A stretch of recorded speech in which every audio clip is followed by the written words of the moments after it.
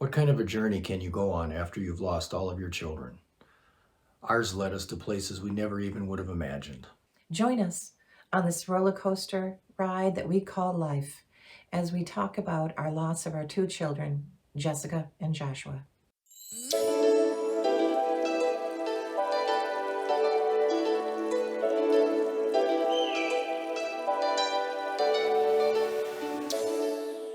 Hi, everyone. So, our thought for today is that we would tell our whole story. We have been living this journey with losing our two children for 23 years, and we tell it in mostly up through the accident in the Mhm. first year. And then recently in December, we went to forgive David, he's the gentleman who killed our two children. So we have never shared from start to, I don't know if it's finished. Truly, it's not finished, but start until present time. Right. So that is what this whole video is about today. So I hope you have a little time. We hope that you learn something, and thanks for watching.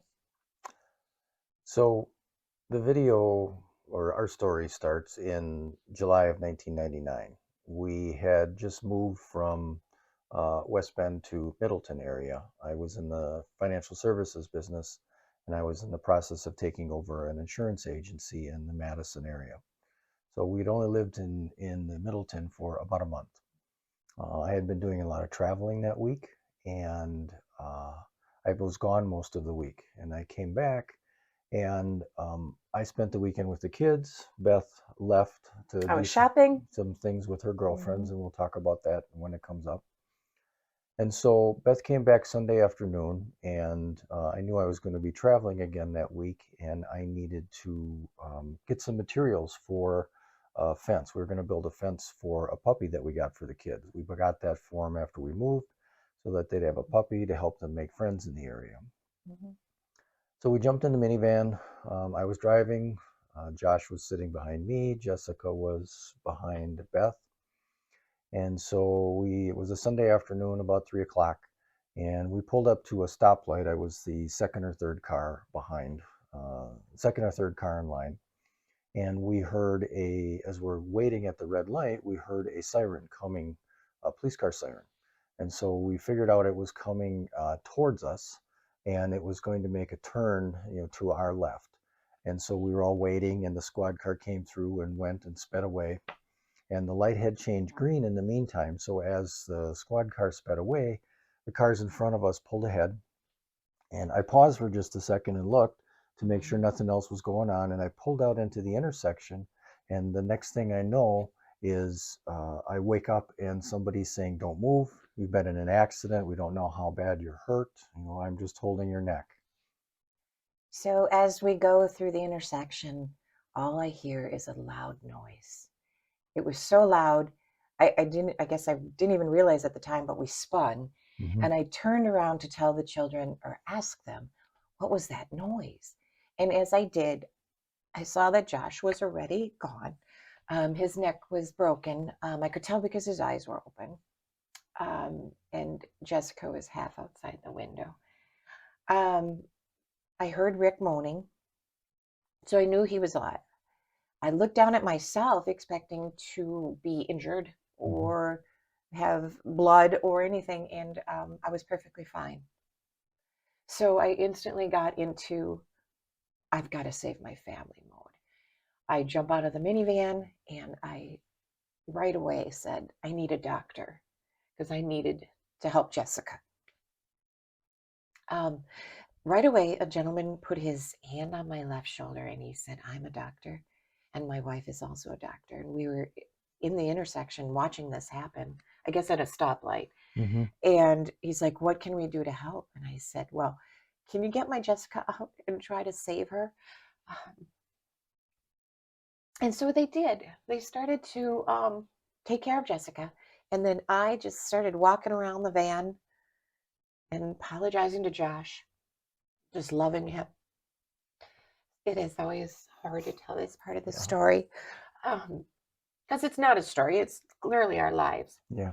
And we have healed from it, but it takes me right back there to the intersection. So Anyways, I knew Josh was gone. I was loving him. I could hear you moaning. I saw that there was somebody holding your neck, your head. Hmm. Found out later that it was an off-duty police officer. So I was like, oh my gosh, we need to have a helicopter. And I was like, we need to get Jessica to the hospital. Right. So I did hear a helicopter overhead, but they did put us in an ambulance. They felt it was going to be still faster. So I rode in the ambulance with Jessica. And as I was doing that, I was calling people Mhm. to let them know that we're in a car accident. You go ahead. Right. So a drunk driver had ran through the red light and was going over 80 miles an hour and became airborne and broadsided our minivan. He hit right behind where I was sitting, right where Josh was sitting. So he hit us and spun us around, and we hit into another car. Um, and so they were able to, they got Jessica out, they worked on her, they got her in the ambulance, Beth and Jessica went to the hospital. They finally were able to figure out that I wasn't that severely injured, but they still were taking precautions. They got me out of the car. It took them a little while. And then, they put me in the ambulance, and they said, we get in the ambulance and they say, well, where do you want to go? And I said, well, what do you mean, where do I want to go? I want to go where my wife and daughter are. And so it took them a little bit to figure that out. And they took me to the hospital and in the emergency room, because I wasn't that severely injured. They put me in one of the curtained areas. All of a sudden, next to me, I hear somebody yelling, why am I here? Let me go. I didn't do anything wrong. Let me go. It's not my fault. I didn't do anything. Well, unbeknownst to everybody, they had put the drunk driver in the room right next to me. And so as I was laying there, a doctor came in and he said, I'm sorry for your loss. And I said, I know Josh didn't make it. And he said, son of a bitch. And he turned around and walked out. Yeah, that's all you said. So, So we think he was the doctor that was helping Jessica.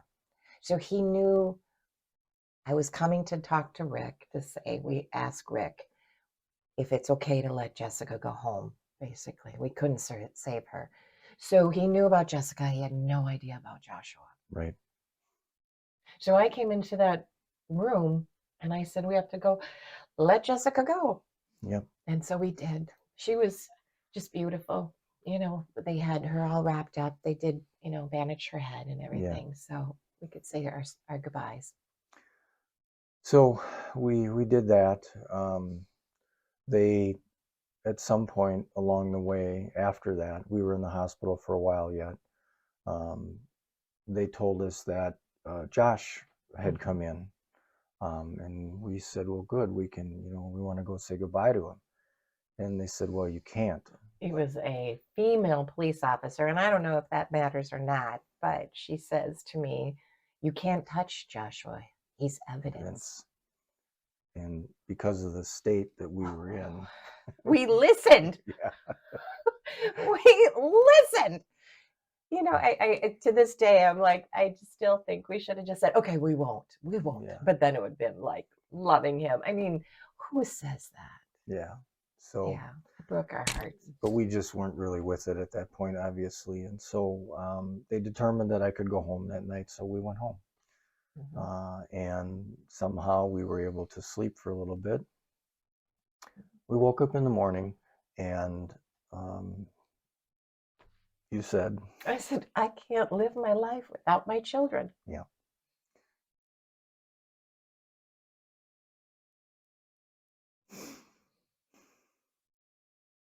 And so I said to Beth, I said, well, can you make it through the day? And she said, no.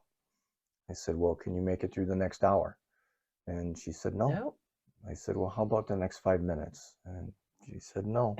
I didn't even want to be there right then and there. I was like, take me away, Yep. Yeah. I said, well, then let's just breathe. I said, we'll just lay here and breathe. Just make it through the next breath. And so we lay there for a while, just breathing. And all of a sudden, Beth says, I have to gotta use the bathroom.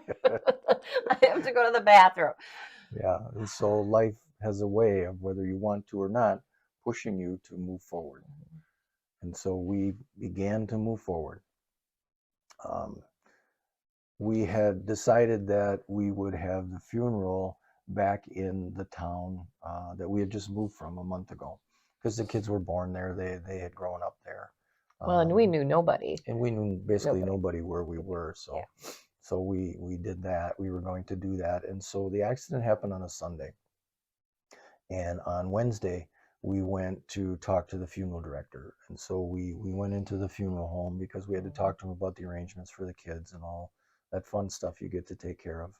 And so we walked into the funeral home and the lights were kind of down. It was dim and dark. It really fit our mood. And, we were saying, hello, hello, hello. And finally, somebody comes walking up to us and she says, can I help you? And I said, well, we're the Olsons, and Jim is working on our children. And she says, okay, let me go find him. So we're just waiting there, just kind of standing in a daze and just not even really functioning yet. And Couldn't even believe that. Really, still we were in shock. Right, So it was like, yeah. couldn't believe it happened. And so Jim comes walking towards us and he's got this big smile on his face. And I'm thinking, you're an idiot. And he says, that Josh, he keeps turning the lights on and off and changing my radio station. Can you tell him to knock it off? And we just looked at him and said, what? Yeah. And he said, that's Josh. He's turning my lights on and off and changing the radio station. I can't get any work done. Can you tell him to knock it off? And so this was our introduction to the whole idea that our kids weren't gone. They were just in a different place. And we had to begin to learn how to understand where they were and how to communicate with them. And this was the start. It gave us a little hope, gave us that small ray of hope that our kids weren't just dead and going to be in the ground. And that was it. Well, it was 1999, and Right. a lot of people did tell us they were just dead in the Yeah. ground. I mean, they're going to be in the ground. And Right. I'm like, just bury me too. So Yeah. it was really a nice little bit of hope. Right. Then we're like, what language are you speaking? Right. Because I need to learn that language. Yeah. And I've often thought about Jim and how he had to come up to talk with us. I Mhm. mean, yes, he's a funeral director, but that must be the most daunting, Right. awful thing ever. But for him to come up and change the mood of what was going on, Right. wow. Yeah. Yeah. Thankful to this day for him introducing us to our children as spirit. Yep. The next day was the funeral. The next day was Thursday, was the funeral. And So I reached out to a friend of mine, Kathy, and she is medium in West Bend. And I'm like, can you see us, please? I need help here. And she, of course, saw us before the funeral. So it was Thursday morning. We went and talked with Kathy for a good hour. And then we stood up to leave. We Yeah. didn't have any messages from the kids, but it still was nice to talk with Kathy. Right. And as we stood up to leave, all of a sudden she said, wait, the kids are here. And so we sat back down. Mhm. And then we just waited, and all of a sudden, and she kept looking up to the upper left side of the room. And then she's like, wait, no, just Jessica's here. Josh is not here. Right. And she goes, Josh is at Great America Theme Park. She goes, there's no lines in the spirit world. And Yeah. we laughed. We were like, oh my gosh, that's exactly where Josh would be. Right. He loved Great America. So as we sat there listening to her, she kept looking up and she's like, did Jessica like fried chicken? And I'm like, I've never made fried chicken, never. And she goes, well, she wants the chicken in the basket. And so we both looked at each other. We're like, okay, that makes no sense at all. And so we went over like chicken and the biscuit crackers. I'm like, I've never bought chicken and biscuit crackers. But then it dawned on me. Now we're going to go back to that weekend, that weekend that I was shopping and Rick was with the kids. I was at an American Girl sale and I was buying all sorts of things. And it's a sale. It's cheap. I was like, and American Girls is pretty expensive. Now, American Girl dolls are heritage dolls. They are grouped in years. So you could have like the 1950 doll from the 50s. You could have the 1800s doll. And they always had books. They told stories about these young girls. And they had outfits and also accessories. So that's what I was doing that weekend with my girlfriend, Jean. And we were buying, I bought a lot of stuff. I think I came home with $400, which to me was a lot of money back then. And so when I brought all of the stuff into the house, now Jessica was closing her eyes because her birthday was coming up and Christmas was coming. She didn't want to know what I bought her. So Josh was being my big helper and he was bringing everything in. And as I was making piles, I got to this little chicken in a basket. And I said to Joshua, I'm like, do you think Jessica would like this little chicken in a basket? Because I bought it for your cousin and but I think Jessica would like it. I think it was like $3. So it was like, okay. So Josh says, yeah, Mom, I think she'd like that chicken in the basket. So it went in Jessica's pile. Now you got to remember, oh, then an hour later, they're gone. They're gone. Yeah. They're dead. So let's go back to Thursday morning now at Kathy's. This dawned on me. A lot had happened. I mean, my brain was certainly in shock. And I was like, oh my gosh. And I had to tell Kathy and I had to tell Rick all about the chicken in the basket, the whole thing that I bought. And we were just crying. We were just so elated that they were definitely alive. Yeah. I mean, it's a chicken in a basket. I mean, come on. So we finished talking pretty much and we were getting ready to leave. And then Kathy says, there is one more surprise for you. The kids have one more surprise. She said, there's one more surprise for you in the car. So, we were excited. We got out to the car. We jumped in the car and we're sitting there and we're just kind of looking around and, nothing's happening. So we're just kind of getting a little dejected. And I started up the car and a song came on the radio. And at the times of when the kids passed, their favorite movie was an animated movie from Disney, and it was Tarzan, the animated version. And one of the songs from that movie came on, and the song that came on was Two Worlds, One Family. Yeah. And so that was the song that the gift they gave us in the car was having that song come on. And so we were just happy, we were crying and just enjoying the moment. Yeah. We were like, oh, okay, that's pretty cool. Yeah. Two worlds, one family. Yeah. So we're so happy. Yep. We decided to finally go and eat and actually eat something that we wanted to. So we went to Hardee's and we sat in Hardee's and we were like, you know what? Let's just keep this little chicken in the basket and the song to ourselves because this is something that people are going to poo-poo. They're going to be like, oh, I don't believe it. And so we decided it's our family. Let's keep it as our family. So we left Hardee's and went to the funeral. And as we walked in, it was awful. Yeah, our families were already there. I mean, obviously we got there before all the rest of the public came, and they were just devastated, as we were. But we decided to share. Yeah. We decided to give them a little bit of hope. We were just like this beautiful family, and a senseless drunk driver just killed our children. So as we told our family about the chicken in the basket, they smiled. It's not like it took it all away, but there were some scratches on their heads. Like, oh my gosh, it made them think about it. Yeah. And it made them realize that maybe they are still alive. They're not going to be buried in the ground, so it gave people a little bit of hope. So then we went to stand in the line and, receive all of the visitors and all the condolences and the hugs. And, sometimes people were crying and I felt like I was consoling them, and some people would say, don't get divorced. 95% of the people get divorced. And I'm like, oh my God, I never even thought of that.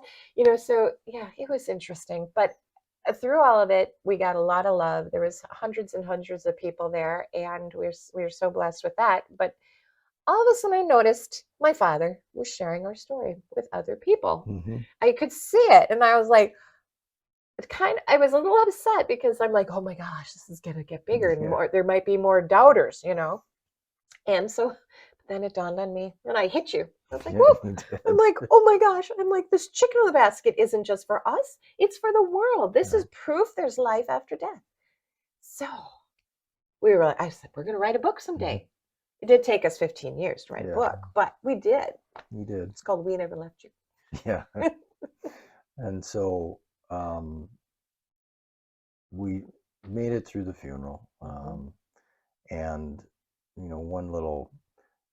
we often joke about we should write a second book about dumb things that people tell you at funerals, because it was just amazing that some of the things people say, because unfortunately we don't handle death very well. We, being our society, doesn't handle death very well, and people get awkward and they just don't know what to say, and they say stupid things, and so Yeah, well, they want to give you that like yeah, moment that's going to like save you. yeah, like, You know, quite honestly, there is nothing that's no, to save anybody. And plus, you right, don't even remember. no, You don't even remember who was there sometimes and or what was said. right.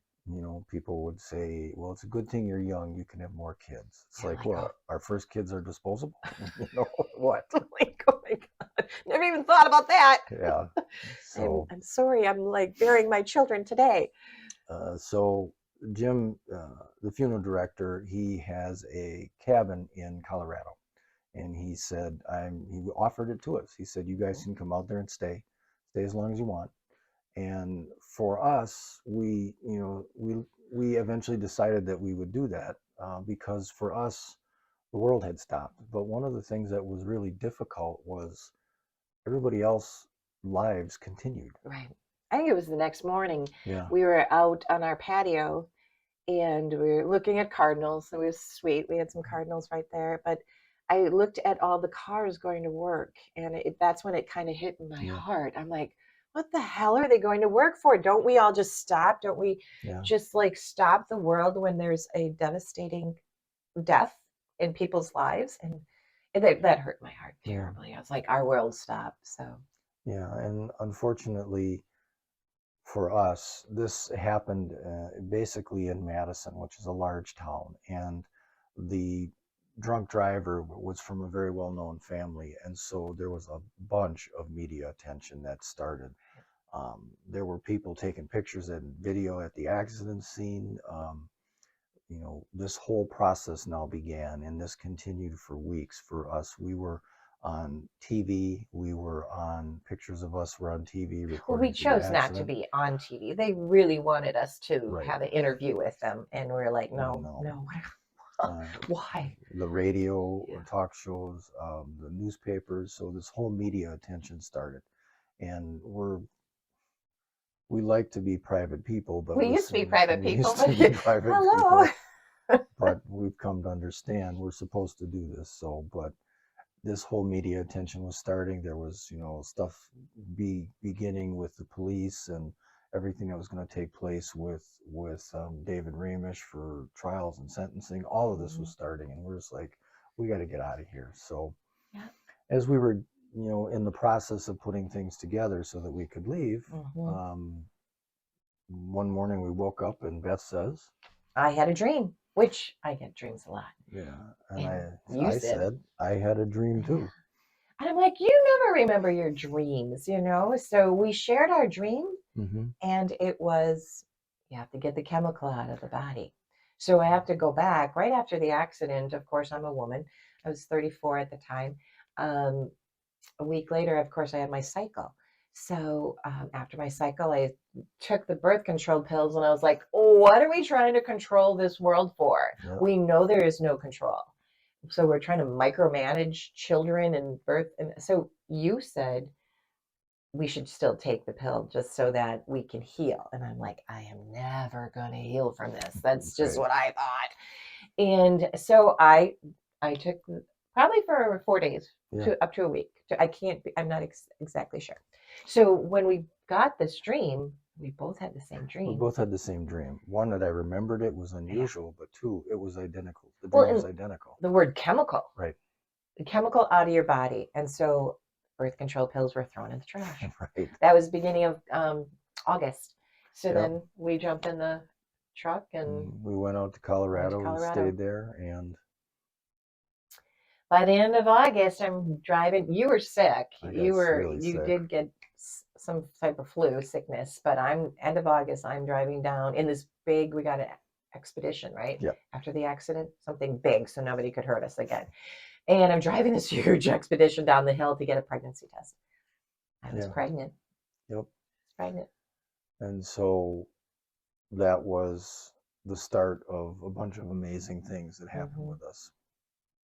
And so as we traveled out to Colorado, we stayed there for, I don't know, probably a month or so. Yep. And then we went from Colorado down to New Mexico because Beth's parents were living in New Mexico, we would, as we had the opportunity, we would stop along the way for psychics or mediums, and they would continue to give us these tidbits from the kids. The kids would always connect. They would always talk to us. So it continued to reinforce for us that the kids aren't gone. You know, they're not gone at all. They are just still there. And in fact, at one of these mediums that we were at, we ended up getting the title for the book, but we didn't know it. Correct. At the time, we had no idea. Right. She was doing automatic writing, and she was channeling it from Joshua. And the last sentence in this automatic writing, which I kept, it's, you know, the whole thing for how many years, 15 years when we did our book, was, "We never left you." Yep. And when I found that, I was like, oh, that's our title of our book, you know? And so we ended up coming back to Wisconsin and, you know, trying to put our life back together and dealing with everything that was going on with the media and the trial and our families. And so we did what you're supposed to do and tried to find help. We tried to find traditional counseling therapist. And so it didn't go very well. I think we went through 5 or 6 of them, and it's like ripping a bandage off each time. Yeah, we only saw each one once because, you know, one of them said to us, "Well, I can relate to your loss because I've had a divorce," and another one said, "Well, I'll help you get rid of the pain and the anger by screaming into a pillow." And unfortunately, every time we saw one, as soon as we started talking, they figured out who we were, and they knew who we were from all of the media attention, and we had to tell the story all over again. So it just was rehashing, and it wasn't working. And so we'd leave, and I'd be more tired. Yeah. I didn't gain anything from it. They didn't give me, I mean, screaming in a pillow is just ridiculous, or hitting a pillow. But also then I was like, the irony was like, oh my God, I just paid you like $250. Right. And you didn't do anything. I just entertained you, but your curiosity. So that was bad. That we decided was not going to keep doing that because it was too exhausting. And so it was during this time that I started to think about this whole idea of everything that happened at the accident, around the accident site. And I was a little mad. Oh yeah. I said to Beth, I said, you know, I think this happened for a reason. I said, I'm still trying to beg God to give him back to me. I'm like, I was trying to manipulate. I don't know. You know, at the time, you're just trying anything. And I'm thinking, if I could go back in time, I could change this. You know, I'm in shock. But so I'm like, I'm trying not to let them go yet. I will not do that. So I was getting mad at you. But as we started to look back at all of the coincidences and synchronicities around the accident, you know, there was a number of things that the kids had said that took place prior to the accident happening within the weeks before that as we looked back on it, started to help us understand that they kind of subconsciously already knew they were going to be going. The day of the accident, as we were leaving, you know, Beth had a spot on her shirt. For moving. Yeah. And I looked down him in the minivan, and I'm like, oh. And first of all, I didn't even want to go to the mall. I really wanted to just stay home and be with the kids. And that I thought, then I hear in my head, well, I'm sure Rick just wants to get out of the house. You know, he's been with the kids all night, weekend. And then I'm in the car, I'm seeing this spot on my shirt. And then I'm like, oh, I should go home and get a new shirt on, right? And I hear, no, it'll be fine. Nobody will notice it. I'm like, who was doing that little talk in my head? I'm not sure. And so, you know, that was the first thing. And then as we pulled up to the accident, we pulled up to the stoplight. The squad car that we had talked about earlier that came and turned through the intersection was responding to a domestic disturbance call. Well, the domestic disturbance was actually David Ramish, the drunk driver, because his wife had told him that she wanted to get a divorce. And so he was at his parents' house, and he had given his parents his keys and bought a bunch of alcohol and just started drinking. To get drunk. To forget. Yeah. Well, at some point, he started to become aggressive and violent. I almost felt like his dad. We don't know. Again, speculation from what DA always said, but I thought it was the father thought David was almost suicidal. Right. Something along those don't lines. know. So he called 911, and when David heard that, he panicked and grabbed his father's car keys and Crown Vic. ran out and took off. Yeah. And so that squad car was responding to that domestic disturbance call. So as that squad car came through the intersection and made the turn, David's car zoomed past him, and that squad car saw the whole accident in his rearview mirror. So he was able to call in immediately to start bringing, emergency response assets to the scene. Did you mention David was traveling 80 miles an hour? Yeah, I did. Yeah. Okay. And they became airborne. Yeah. And so the person that was holding my neck in the car was an off-duty police officer that just happened to be walking by the intersection when the accident happened, and he was able to jump in and begin to help. We talked about the husband and wife doctor that were in the intersection, in a car waiting for the light to change, and they saw the accident happen. So they were able to respond immediately. We had 2 doctors immediately on site. They had ambulances en route to some other place, which they diverted to us. Flight for Life was in the air. They diverted it to us.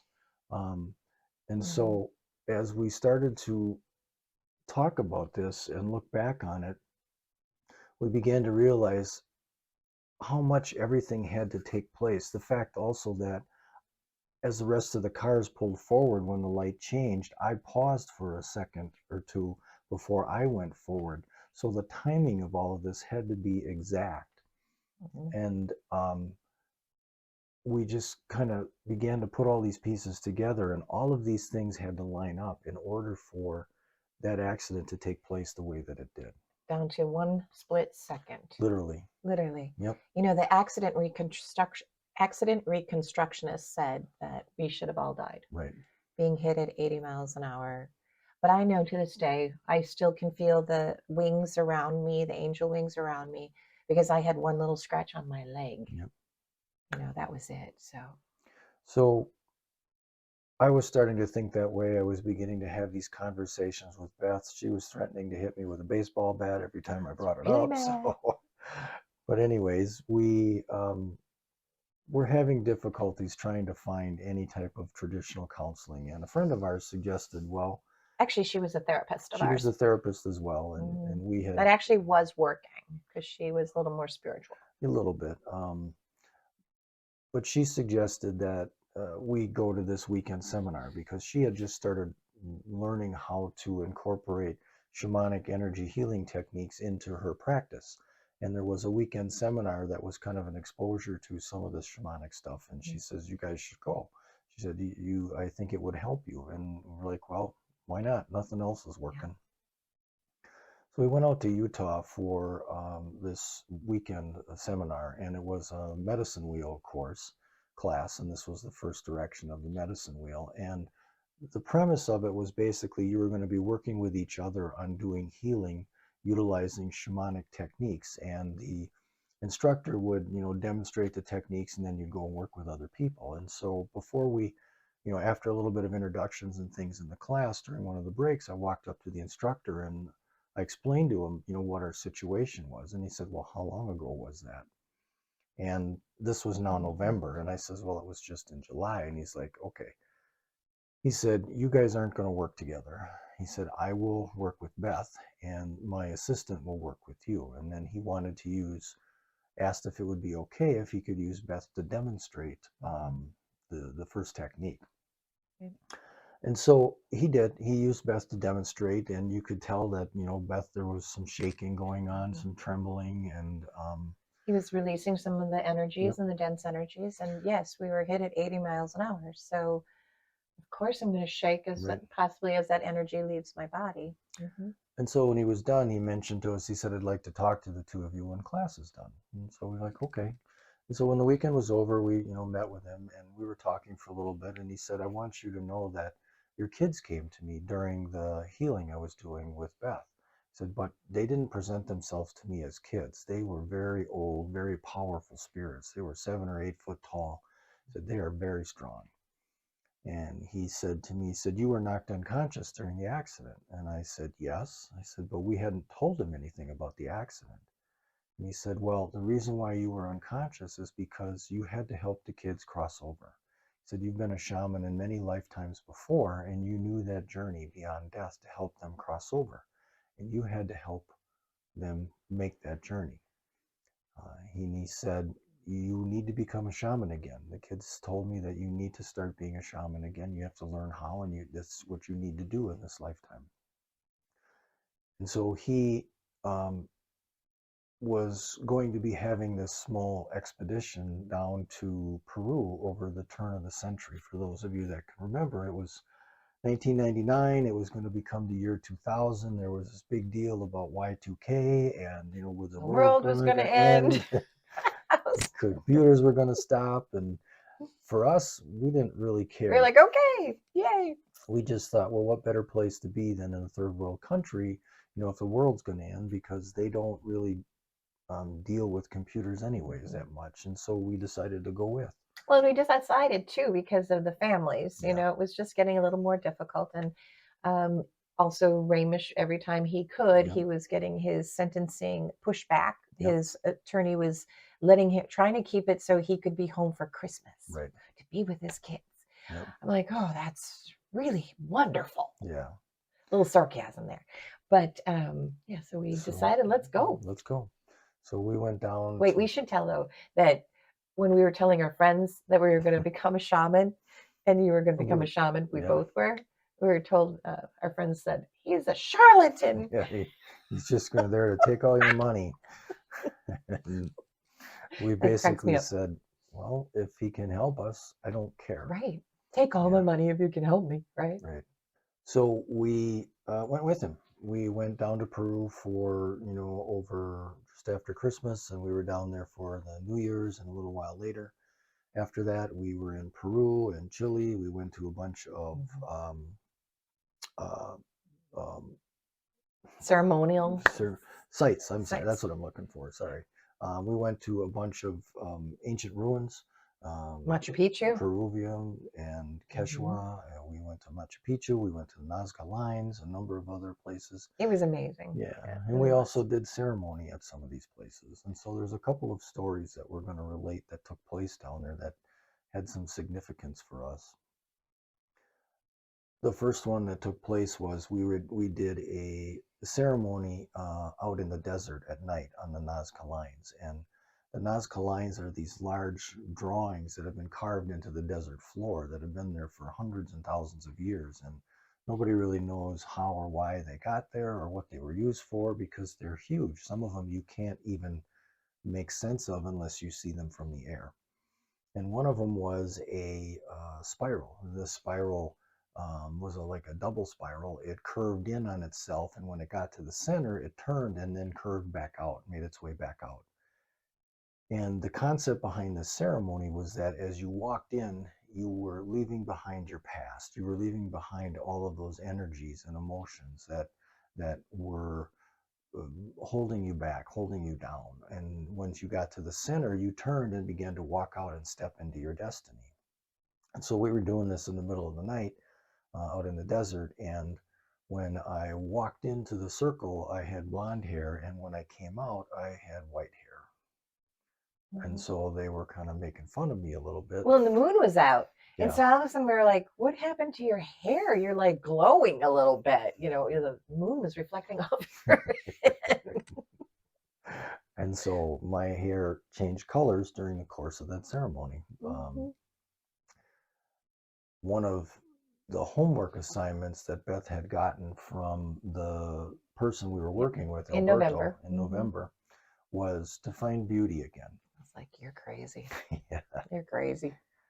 And so one of the places that we went to was a nature reserve, and it was some islands that were out in the ocean, and you couldn't set foot on the islands, but you could see them from boat. And so we were a couple of boats. We were out there, and it was a bright blue sunny day, and the waves were crashing against the rocks. There was, birds. There was sea lions, penguins, seals. Babies, there were baby little seals, and yeah. And so, we're in the boat watching all this, and all of a sudden I hear Beth say, "It's so beautiful." I was like, and I looked at her, like, son of a gun, he's right. Yeah, It Yeah. was really beautiful. I It mean, was. I do also the sunshine, Yeah. the water, everything. It was breathtaking, Yeah. and yeah, I did find beauty. Yep. Yep. And so we were there for the turn of the century. We were there for New Year's, and there was a New Year's Eve party. One of the places we were staying at for that was a hotel. And so, everybody was celebrating and happy and, having a joyous time because not many people are around and get the chance to be there for the turn of the century. Mhm. But we were only there for a little while and then we left Yeah, because, it felt wrong. Everybody Yeah. was so happy and celebrating, and we're like, yeah, so yeah, we didn't fit in the room, so no, we not went at back all. to our So we left and hotel room. went back to our hotel room and we were just crying. We were broken and it was a pretty low point for us at Right. then. But we came back, after we were down there for, I don't know, 2 weeks or something like that, and came back and we had to deal with the sentencing for David, and that was a really big deal. Yeah. I was pregnant, so now this is January. They were able to keep David out till the end of January. Yep. And I was, well, 6-7 months pregnant. So Right. I hid it. I was like, I am not letting this, Yeah. his attorney try to use it saying, oh, look at, they can replace children. So I wore big bulky sweaters and everything. And I felt, yeah. And during the sentencing, his attorney said that they wanted no jail time. Right. And we were like, he could have 40 years per child. So we were at 80. Okay. Because we knew somewhere it was not going to be 80. But I remember them saying, the attorney said for David, that, well, the best thing for him would be to go to AA meetings and talk about what he did and what he possibly, to prevent other people from doing it, and go to your children's graves on their birthday and on the anniversary of their deaths. And I'm like, whoa. I had to tell our attorney just to get me back on the to speak. There was really no podiums, but to speak, because I'm like, no, we don't want any of this. We don't want him near. This is we don't want him at our children's gravesite. And also, he'd be better wearing orange in jail and not just at an AA meeting. Yeah. So we really had to put our little 2 cents in there, and I'm glad we did. Yeah. He received 20 years. But he's in prison, and he received he's 40 years for parole. Yeah. And he was ordered not to speak about us or talk about us. I didn't want him like having, writing a book or something about his journey, and or contact us. Or contact us, correct. Right. Yep. And so he ended up serving 13 and a half years and then was out on parole, but he's still under parole right now, but we'll talk about all that later. And so one of the things we had talked earlier about was this idea that we thought that accident happened for a reason. And as we, talked back and forth about it, one of the things we realized was that at the accident, I was unconscious so that I could help the kids cross over. But Beth, being the mother, had to be conscious. She had to be there to see that anything and everything that could have been needed or that she wanted was made available to her at the accident. She had to be able to see that the kids were taken care of to the best that they could, and there wasn't anything that you didn't need or want that wasn't there at the accident. Correct, because I think that would have haunted me for the rest of my life if I was unconscious, because I would have thought somebody's keeping something from me. Right. If my kids were calling for me, that type of thing. So yes, I'm very blessed that I was not knocked unconscious, and I was able to take care of some things. Not that I could take it and change it, anything, but I wanted it to.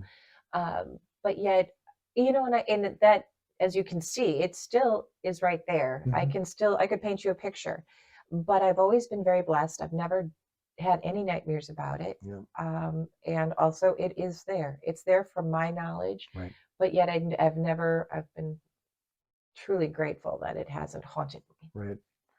But it began to reinforce this point for us that this accident was meant to happen. It was supposed to happen. And, because Beth was able to see anything and everything was there and available, it eventually helped her to Mhm. begin to understand that I as truly, well. once I started talking to God, it was probably a good 4 years of not. I Mhm. was so mad at God. I was like, I'm gonna not talk to him. And again, I was raised Catholic. Rick Mhm. was more Lutheran, and I call him God. But and so I was like, I'm not talking to God, and just I'll show him. So we decided that we were going to continue with this shamanic training because one of the things we found when we were with this group of people that were down there is they were speaking this language that Mhm. we wanted to learn. They were speaking this language about spirituality, about this aspect of life after death, about all of these things that were Mhm. helping us to try and connect with our kids. And so we decided we were going to continue it. So the next session was in February, and it was out in California on some sacred Indian ground, a kind of a reserve that they allowed people to come out on. And there were some cabins out there. And so this was a little different than the first weekend because now you were learning all about the healing techniques as well, and learning the energetic healing techniques and learning how to help people heal. And And so, sense energies. and well, Mhm. that's all part of it, yeah. And so late one night, um, Beth and I were practicing sensing energies on somebody that was lying on the ground. And Alberto was in there, he's the teacher, and his assistant was there, and a couple of other people. And I'm sensing this energy, and all of a sudden, I feel this rush of energy come in towards me, come into me, and I just pull my hands back. And then I just was out of it. Out of it. Yep. So the Rick and I actually in the room we were kneeling on the ground just like this. I was to your left, and then the person was on the ground. We were sensing energies over him. I'm like sensing nothing, right? But I'm trying to pretend that I'm doing it. And his helper was across from us, but on that the wall behind us was a window. So as I looked up, I see this bolt of lightning outside. And I was like, my thoughts were, oh, it's going to be a thunderstorm, you Mhm. know. Now, then the next thought was, wait a minute, we're in California. It's a drought. It's not raining. Well, then that bolt of lightning was then in the building. Mhm. And so they had this 80s track lighting, which was ugly. And one just started flashing, and I mean, I'm kind of watching it. I see Rick go like this and up and down. And then I hear him breathing. He's just breathing very heavily. And I'm kind of like, what? It was like slow motion. I don't Mhm. know. It was interesting watching it. And I never was nervous. But I watched the light. And then all of a sudden another one started flickering and another one. And then I have the helper. Um, she's like, Alberto, get over here. Rick needs you. And so then now Alberto is kneeling by you and saying, Rick, you have to stand up. You have to move that energy. The spirit of lightning wanted you. It's in you. It's that spirit is in you. You need to move. Otherwise, you will become paralyzed if you just sit like that. And it must have took you about 5 minutes to eventually stand up. And Rick is a Taekwondo, his fourth degree in Taekwondo. And Alberto said, start doing your basic forms. Yep. And now the track lighting is just going, it's like a strobe light. It's disco. Do, do, do, do, do, do. Now, this is 1990. Now, this is the year 2000. 2000. We had flip phones. There was no running to get my phone and, recording the whole thing. And, but it was really quite amazing. So you got up and you Mhm. started doing your forms. Yeah, and I was sensing energies, and then the next thing I know is Alberto's telling me, "You got to get up, you got to move, get that energy out of you." So I got up and started to do some of those basic forms, and I could just feel every time I moved these waves of energy coming off of me. And I did that for a while, and then Alberto said, "We'll just go outside and try and ground some of the energy." And so I did, and I could just kind of feel the energy moving through me and into the ground, and that went on. I have no idea the concept of time for all of this. And I came back in and he said, "Well, do you have any idea what happened?" I said, "No, I have no idea." He said, "Why don't you guys go and get some sleep and we'll talk about it in the morning." We had a cabin to ourselves. We went back to the cabin, and it was, February, and California was a little chilly. And so, we got in there, and I'm Well, just, no, we try to go to sleep. yeah. Yeah. And yeah, so I'm like facing you. Now I got a nice big belly here, and I'm like, oh my gosh, the energy coming off of you is making me nauseous. I'm like, so I flipped over, Mhm. and then you couldn't I couldn't stop stop. moving. I'm like, get out of bed. Go. I said, I need to sleep. So he starts to build a fire. And I wake up again and it's this roaring fire. I'm like, oh my God, it's so hot in here. Like, will you just get out of this building? So I got I kicked out. kicked him out.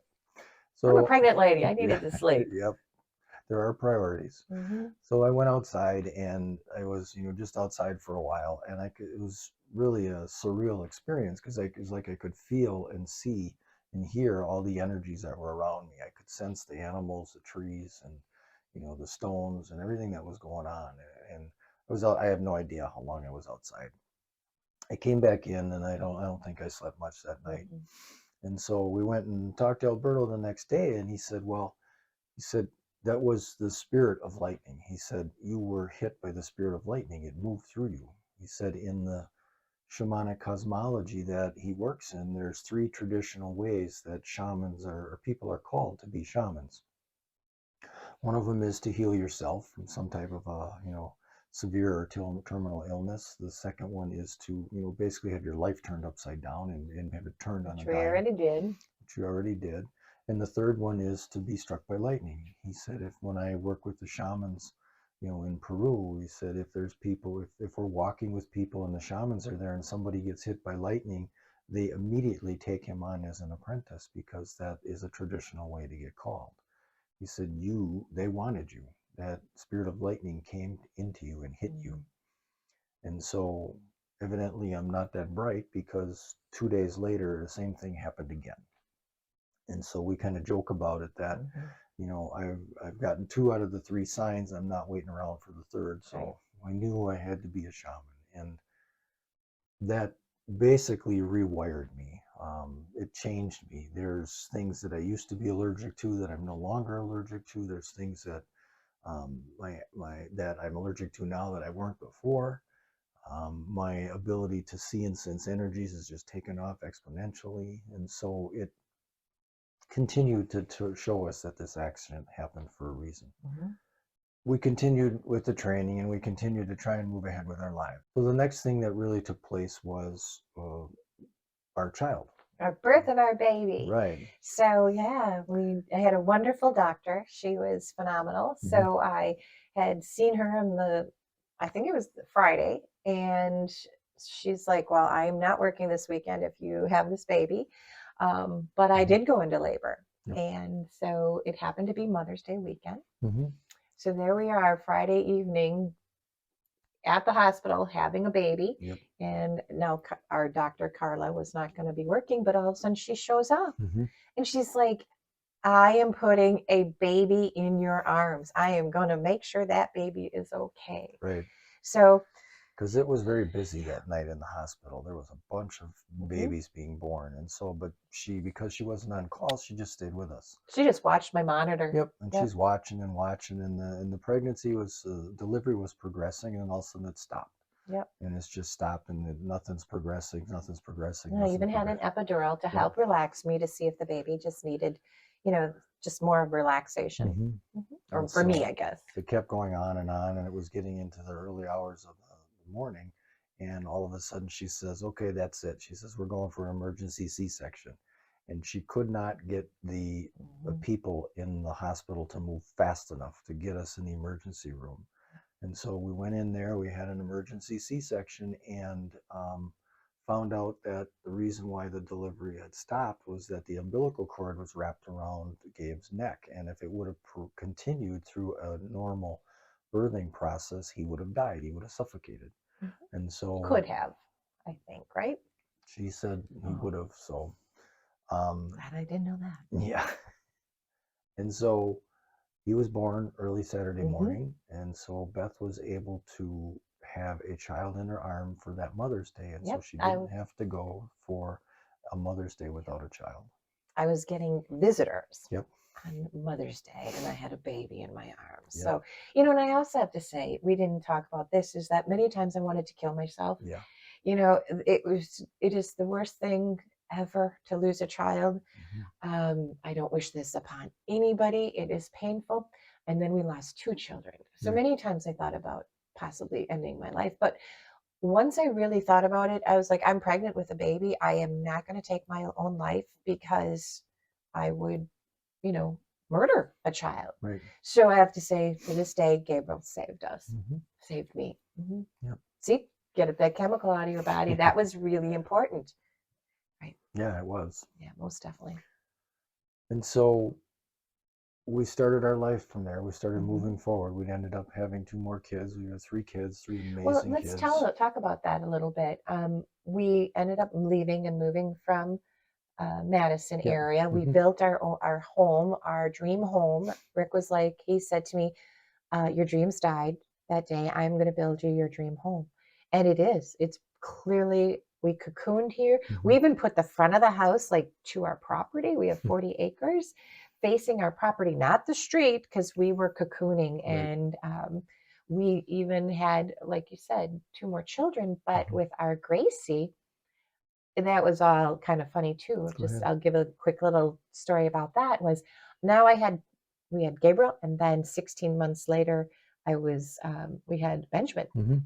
So I got pregnant pretty quickly there, and so here I'm raising 2 boys with Rick, of course. Well, it's almost like raising 3 boys, Yeah. and I was like overwhelmed. Plus mourning. I mean, still, I would only cry. I would try to just cry at night and just Yep. deal with some emotions at night because we never wanted to give our baggage to our children. We Right. just always wanted to try to be the happiness with them. So so I had lunch with some friends in October, and I mentioned to them, I'm like, oh my gosh, I have no energy to have another baby for a while, right? So that was that. And then I had a dream, and I wake up and I'm like, oh my gosh, Rick, we're not supposed to stop or wait. We are to have this child now. I mean, so that was the beginning part of November. Mhm. And so by the end of November, I'm now pregnant. Mhm. Got pregnant again. So, and that was such a blessing. So then through my dreams, I was like always talking with Rick about him. I'm like, oh my gosh, I hope it's a baby girl. And one night I had a dream where it was just this beautiful white screen. And from the upper right in my dream, I was handed a baby, and I was like, oh, I have my baby girl. And I woke up and I'm like, it's a girl, you know? And then I was like, oh my gosh, where did it, who did I get it from? I'm like, of course it was from spirit, from God, from the upper one of my dream. And it was phenomenal. Mm. So yeah. Yeah. And we had Grace. So we now have Gabriel, Benjamin, and Grace. Yep. After we were blessed with having another child, so then we had Grace, and we just really got into being parents again Mhm. and focused on that. Rick was, working energetically with people, still doing healings on people on the side, but our main focus was raising these 3 amazing little babies. And that's enjoying life. Actually, still dealing with a lot of the sadness of our kids being gone and killed, but there was a lot of happiness too, and it really got us moving and living again. Yep. The 3 kids really did save us. Mhm. So with that, it was just really nice. And again, we didn't want to give them our baggage. Right. We just, if I had a bad day, I'd do it later at night. I'd talk to Rick about it because they were so little. So now let's fast forward. Then 15 years after the accident, I wake up from a dream again, and I say to Rick, it's time to write the book. And so many times our mornings have started with my dreams, Mhm. and he's learned to listen to them. So that put us on a journey to find somebody to help us write it, because we're not writers, nor did we want to digest it and put it on paper. It was hard enough. So, and we'll do another video on that process of how we found a ghostwriter and what took us and how that all worked. Yep. So that was 15 years after the children died, and it's an amazing book. So I would definitely recommend it. And so now again, fast forward, let's go to this year. Yep. We're now 23 years later. Our kids are all in college. Our baby just went to her first year of college, and we are trying to help people more and more. And Mhm. Yeah.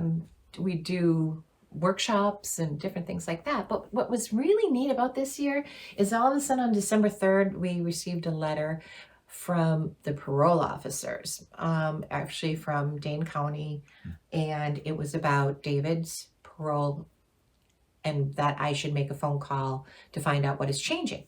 So I called you. I mean, I was at the end of the driveway and I'm reading this and I said, I got a letter from Dane County about David's parole. And you were like, well, what does this mean? I said, I don't know. And I said, we'll talk about it when I get home. But as I got home, I brought it into my office and I was like, this isn't causing me any turmoil. This is not causing me to, sometimes in the past, I would rip them up. Our kids are considered murdered. So anytime something changes in the parole, then we would get notification. Mhm. So as I was thinking about and reading the letter, I was like, I had heard that David became a pastor, a minister in prison. And so I'm trying to figure out why something might be changing. So I Googled the dude, here we are. Finally, we have all these the internet. Never Googled the guy. So I did find out, yes, he was a minister in Iowa. And it said 5 years and 11 months to present. And I'm like, okay, this is strange that it says to present. So Yeah. what is changing? So then I start thinking about soul contracts and spirit contracts, because you and I totally believe like this was meant to be. We came down here. This was our journey. Our kids also, they were part of it. Jessica and Yep. Joshua, soul journey, soul contract. So then I was like, whoa, oh my goodness. Do you think David, I'm thinking to myself, is David part of the soul contract? I'm sure you probably knew this years ago, but I was like, I never give him any thought, and so I was like, oh, light bulb moment. Mhm. And I was thinking, oh my gosh, he chose to be the bad person in this lifetime, to Yeah. send Jess and Josh home so they'd go to prison to become a minister to help more people. I was like, oh, wow. I was like, I called you in the office and I'm like, oh my gosh, this is crazy, Rick. And he's like, yeah. And so I said, I think we should forgive him. And you were like, yeah, Mhm. well, let's do it. Well, and my whole thought about forgiveness on that was, if he's helping others and he can get rid of that dense energy that he must be carrying for all those years for harming our beautiful children and killing them and hurting us, think about what a release that could be for him. And so anyways, we decided to call him. Yeah. And so again, I will say we called parole officers. We didn't want to break any of the rules. Got the wrong parole officer on a Monday. He said, well, I'll email the correct one and they'll get back to you. Friday, nobody called. So again, I called the parole officer and I did get the right one. I don't remember now if that was the next week, Monday or Friday, but I did get the right one. And he was like, well, I will have to email David's parole officer and Mhm. see if this is something we can do. I'm like, okay, get back to me. 2 weeks, people, 2 weeks and no word. I should say through the whole process. The whole process was 2 weeks. Well, Yeah, I don't know. Did you mention he's in Iowa? He's not in Wisconsin, so that's why there's that. I don't know if you did. So. I don't know. Yeah, I did say he was a Okay. minister in Iowa. Okay. Yeah, I did. And so I'm like, I'm not going to wait.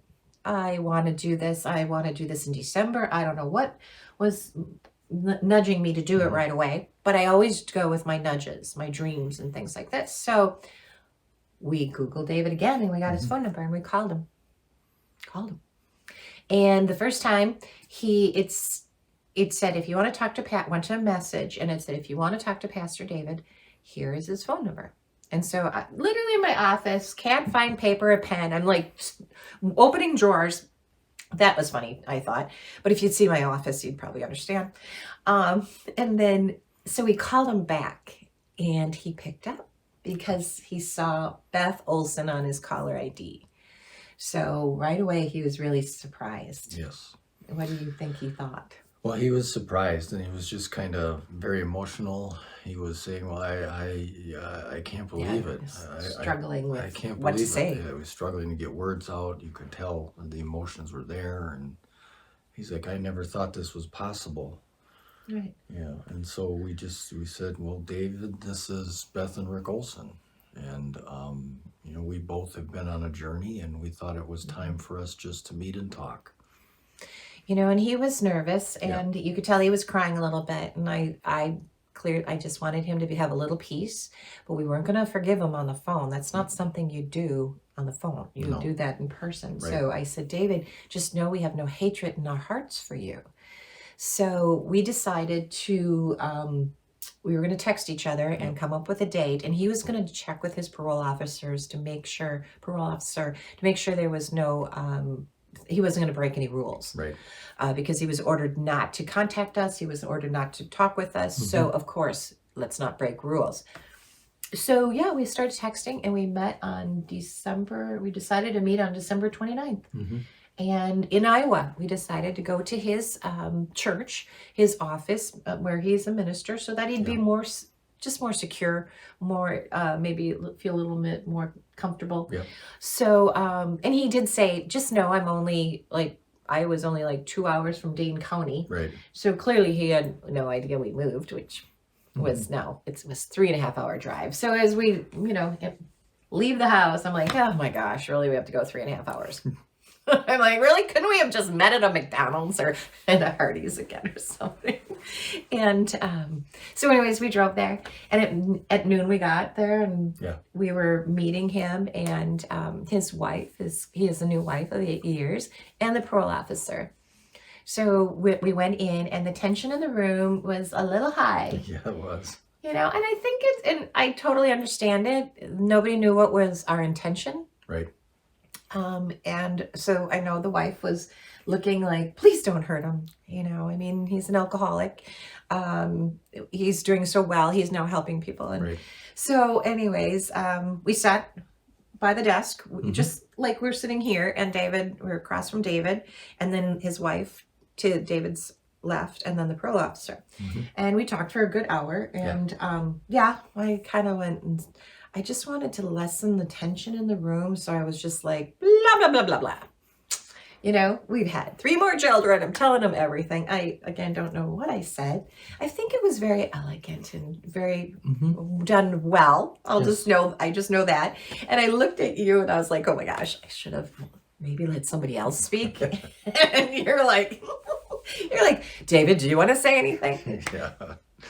And, it was interesting, the comments he made, because he said when he was in prison, he felt so helpless. And the reason why he felt so helpless was because he knew that he had, destroyed Jess and Josh. He had killed them. He knew that he had destroyed his family, his daughters and his family. But he didn't know what had happened to us. He had no idea if he had also destroyed us as well. And that continued to eat at him. That continued to be something that he dwelt over, and he was hoping that he hadn't destroyed us as well. And he mentioned to us that on Sundays when he gives his sermon, he always allows a brief moment for prayers for somebody else or whoever you want. And he said he always says the same prayer. He says, I pray for Jessica and Joshua, I pray for my daughters, and I pray for Rick and Beth Olson. And so you could tell that it was really on his mind constantly. Just, you could see that. And as we were talking and letting him know what we've done and where we're at, and the work that we do and more kids that we have, you could just see his whole energy in his body change, because there was just this release that was taking place, because he no longer had to carry that doubt, that burden of what he may have done to us. Correct. And as we were talking, and then he was even sharing, he just kept wiping his tears off of his face, because I think with the release of that dense energy, it was just also make peace. Right. And like, this can't be truly happening, right? And this is, so it was really, as you just kept wiping tears away, the wife's gaze and, of concern again for what was happening, it softened. Right. And then you were like, ask the parole officer. Yeah, I said, I don't mean to be rude, but I'm just curious, why are you here? And he said, I've been a parole officer for almost 19 years, and I have never had a request like this. He said, with a crime of this magnitude, I've never had the victim's request to talk to the perpetrator. So I had to be here. I also had to be here because I wanted to make sure there wasn't any more harm that took place with David. And he said, I never expected this to take place. He said, he said, this is so beautiful. This Right. is such a gift that you are giving to David. And, he was thanking us as well, the parole officer. It was pretty. Yeah. It was pretty cool. It It was was. really neat. So it was about an hour that we spoke, Yes. and we got up, and again we, we hugged. I didn't really know I was going to hug him, but it was fine. It felt okay. And as we went over to the right side of the room, after we hugged, David said, "I have to show you my Bibles I wore out in prison." Mhm. I never thought I'd wear out one Bible, let alone two Bibles. Mhm. And so there on a bookshelf in the upper top corner of the shelf, there was his two Bibles and blue book on top of that, which is his AA book, Mhm. and a chicken in the basket, a porcelain chicken in a basket. And I was like, why is there a chicken in the basket on the Bibles?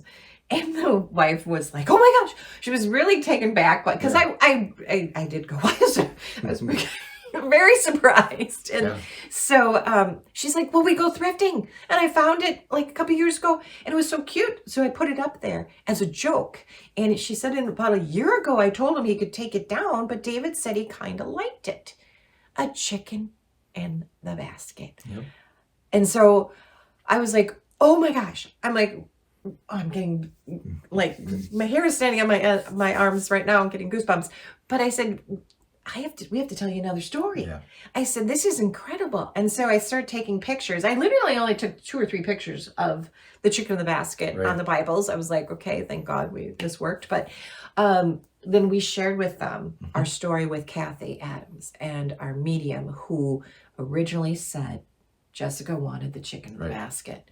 So I love how you share that about the chicken in the basket saved us. So yeah, you look at, what's sitting there and what the significance of it is. You've got his Bibles and his AA book, and those items saved him. That's what kept him together and allowed him to move forward. And then the chicken in the basket is on top of that, and that's what saved us, allowed Right. us to continue to move forward. And both of those things have become kind of symbols of who we are and what we're doing and what we're trying to do with our life and what it means. So Mhm. it was, to me, it was very surprising and shocking, but it's also very symbolic. And It was beautiful. yeah.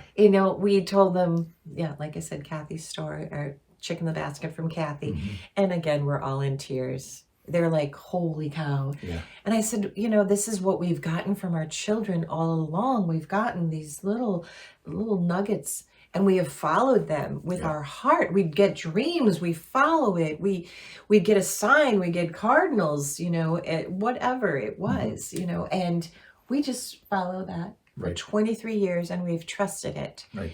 And so, so as we hugged one more time, we Mhm. said our goodbyes, we left, and you and I went in our car and we sat there, mouths open. And then I was like, oh my gosh. Yeah. I never expected anything amazing like that. No. Never. This forgiveness was for David. It was. It really was. It wasn't for us to have any like social media over this and say, oh, we forgave the murderer, whatever. It wasn't that. That's why we wanted to do this. It was going to be for David. We had no intention of, doing a video like this where it talks about, the impact it had and what we did and all of that. So, but the kids decided that we needed another sign, and we And knew, keep going. Yeah, and we knew that one had to be shared. Yeah. Again, it's for the world. Right. So it is. It's really amazing. I'm still in shock sometimes from it. We got in the car, and besides being shocked, we drove home. I was calling people to tell them about our second chicken in the basket. Right. So it was like, oh my gosh, how many years ago I was telling people my kid, being in the car, calling people, telling my kids died. Right. And I'm like, our kids are so much alive. Yeah. And they're still working on our behalf and helping us and helping the world Mhm. to know that there is life after death. Right. And it's so beautiful. It still makes me smile when I think of the gift. Yeah, and just to me, it continues to, make me wonder how far in advance was all that planned out. I have no idea. I don't have those kind of answers, but you know, is that something that was planned out before we all came down, that all that would be orchestrated and take place? Is that something that took place after the kids passed and they knew that it was going to be a sign that we needed to, you know, pass on for people? I don't know. Right. Well, and one thing that we forgot to say was, as we left David's room, he said, I will let you, if you want to get in contact with me, I'll let you contact me. I will Right. not reach out to you. And I said, well, I am texting you a collection of my chicken in the baskets because it has changed. So you've seen the original chicken in the basket where it's the little basket and a little chicken. Mhm. Well, it's not like those are American Girls. So throughout the years, I started finding other chicken in the baskets. Yep. You know, the first one I bought was a concrete one that goes in the garden, and I didn't even realize what it was. And it was my girlfriend, as it was sitting on the counter to be purchased. She's like, oh, I like that chicken in the basket. I'm like, whoa, that's chicken called me. Yeah. And then I started finding all of these little porcelain chicken in the baskets. And I have a problem. I have about 30 of them. So for the last 20 years, I have been collecting the same type of chicken in the baskets that was on David's Bibles. Right. So the people, just so you know, that might be going, oh, that's not possible. Just know we never shared my collection. Nope. My picture on the internet was never my collection of chickens in a basket. It Right. was always on the book or on our website, Just the original chicken in the Yeah, basket. just the original chicken in the basket. Correct. So, Yeah, so that was pretty cool. yes, it was. Yeah. So that's kind of our story up Yeah. to this point, and that's, you know, there's a lot more that took place, a lot more synchronicities, that, you know, signs from spirit and the kids and other things that happened to us along the way, and we'll make additional videos about that as we go. But this is kind of the main story, the one that we share with people when we give talks. But we have recorded parts of that story before in different videos, but we felt we needed to do the whole thing so that you could see and experience what we did, the highlights and where we're at and what's going on. So, you know, we hope that you enjoy this, and we look forward to doing many more. And Thank you for watching. Don't forget to like and subscribe and leave a comment. We do love to hear from you.